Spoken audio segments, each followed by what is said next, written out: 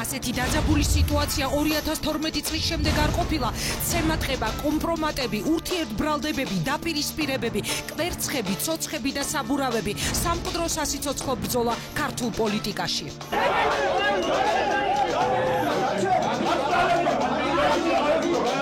2014 წლის 15 ივნისი გადამწყვეტი ბრძოლა გამარჯვებისთვის, რა მოხდება 16-დან, დამარცხების შემთხვევაში უკვე დაანონსებული ქუჩის აქციები და უმწვავესი დაპირისპირებები სრულიად საქართველოს მასშტაბით. ხალბატონ ბურჯანაძეს არაფერი არ მოხვედრია, იქ ის და მისი მეუღლე გაიპარტნენ და ის ახალგაზრდა ბიჭები შეატოვეს სააკაშვილის სპეცრას. 26 მაისს ბატონი კახიკალაძე იტალიაში ნებივრობდა, რომელიც ამ ადამიანების სისხლზე და წრემლზე მოვიდა ხელისუფლებაში.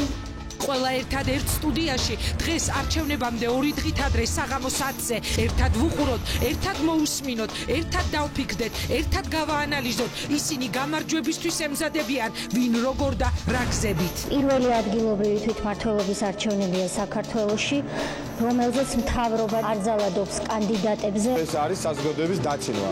ძალიან კარგად იცით ჩვენ როგორ ხდებოდა ტერორი სხვადასხვა კანდიდატების. ჩვენ სურს რომ ქვეყანაში ჩატარდეს დემოკრატიული თავისუფალი არჩევნები, ჩვენ ვემიჯნებით ნებისმიერ ძალადობას. პრემიერ-მინისტრი ღარიბაშვილი აგებს პასუხს ამ ძალადობაზე.